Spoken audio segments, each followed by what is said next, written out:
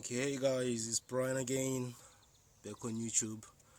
I'm currently working on it's a Citroën Xsara Picasso C, I think it's C4 if I'm not mistaken, but it's a Xsara Picasso. It's at a broken spring, and I'm trying to replace the spring. In terms of where I'm at now, I've kind of done 90% of the work that needs to be done to remove the spring, but there's only one bolt, just one bolt that's just more or less kicking my butt, and it's the bottom mount of the strut bolt. It's just kind of rusting and seized in. I think it's kind of swelled up, and it won't move at all. So I'm just trying to figure out ways around of removing that bolt, because once that bolt is out, you know what I mean, everything just comes off.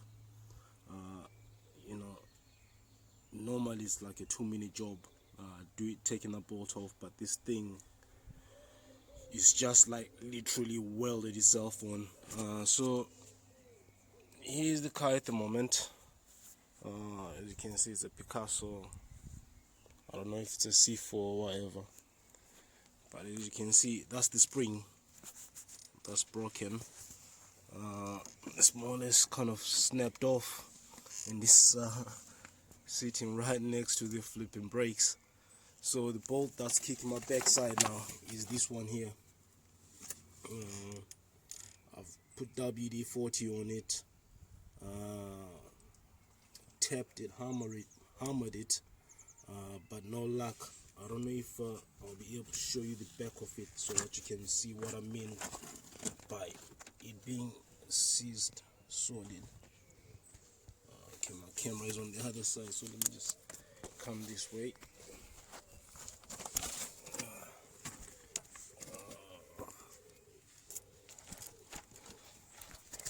Can't see what I'm recording, so I'm just hoping that by some slim chance, you know, I capture the footage that I'm trying to show you guys.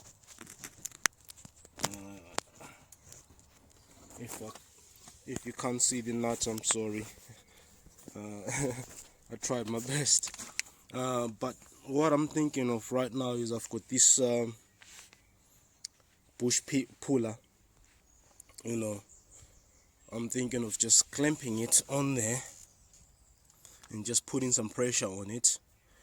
Put some WD-40, and hopefully, you know, the pressure from this clamp will kind of force the rust to sort of separate from the components that I'm trying to remove. Then that failing, it might be a matter of using heat, but I'm not too keen on using heat because you know, I've got all these lines here and the gaiters and all that. So if I put too much heat, you know, because this is a structure critical component as well, obviously when you heat up metal, you know, it changes the crystalline structure. Yes, it will become tougher, but then more brittle, so I don't want to do that. And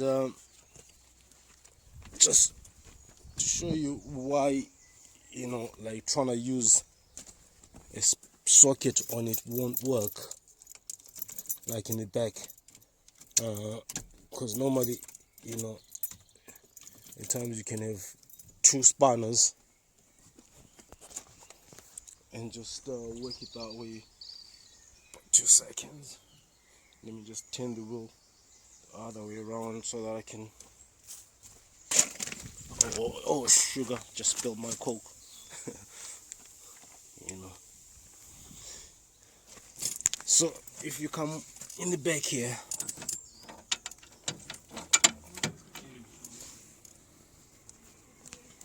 you see it's like an anchor bolt, you know, so I can't get a spanner behind that and spin it round. Is that thing welded on? Yeah, so it's just an anchor bolt that's holding it. So if this bit here wasn't there, I could have used a spanner with a lever bar or something like, and just put pressure on it, or an impact gun. But then that won't work. So this thing needs to come straight out, and at the moment this is where I'm at. I'll just keep on prodding along, and hopefully, you know, the suspension goals are looking at me, looking down at me, and you know, I'll figure something out, because I've got a blowtorch, but I really don't want to be putting heat around that. And the other option that I was thinking of as well was just to take out the track rod. If I can just flip this round, because if this track rod comes out, then pop out the drive shaft and drop the whole thing, and take the whole stuff. That would have made sense. But if you look at this, I'm not too keen on replacing the track rod end. So I mean, it's short as well, I mean, as you can see. So that'll be another mission trying to remove that. But at the same time as well, unless if I track this ABS line to the connector, you know, trying to remove this nut, you know, that becomes something else as well. So I just don't want to end up being stuck on fixing things that don't need fixing. But that would have been a more quick way, just to remove the hub nut, track rod end, disconnect the ABS sensor, remove the brake caliper, then just drop the whole thing, you know. But you know, it becomes too much of a, you know, fixing other things that you didn't need to fix, because you know, this car is quite a bit, I think it's about 15-16 years old. So I mean, as you can see, there's a lot of rust due to salt and water and all that kind of stuff. So all these bolts, all these nuts, if you're taking something out, you know, it's either you're replacing the component completely, because I don't think, you know, just taking the bolt off and putting it back on would work on this guy, you know. So let me just get back to work, and I'll post another video just to show you what I've done. The other thing as well, I mean, if you look at this, you know, I've had to sort of chop the drop link. You know, I'm replacing this, so that's fine. So I had to cut it off just to remove it there, because that was another bit that was just kicking my backside, you know. So let me just sit down and meditate on it, and hopefully I'll get some inspiration to remove it. I have to do both sides, so if I can figure out how to do this side effectively, then I can more or less quickly do the other side, because this job shouldn't take me more than like an hour or so, like all in. But just because of rust, you know, just one bolt is just holding the whole process up. So wish me luck. Alright guys, a quick update with the Xsara Picasso suspension front spring change. Okay, in terms of where I'm at now, I've managed to get the bugger off literally without removing the pinch bolt. So what I just need to do is take everything out and just completely assess and see what's going on. So in terms of what I've had to do, you know, if I just quickly flip the camera around, what I've just had to do was keep on hitting on this nut as if I'm trying to push it out, but every time I'm doing that, I was introducing shock, which was more or less sliding the hub down, and it finally came out. So I think, you know, if I've got the same problem the other side, sorry, if I have the same problem on the other side as I have this side, I think I'll just have to use the same method, because the moment I started committing to sort of constantly tapping it, WD tap, it just kind of slid off. So this is where I'm at the moment. You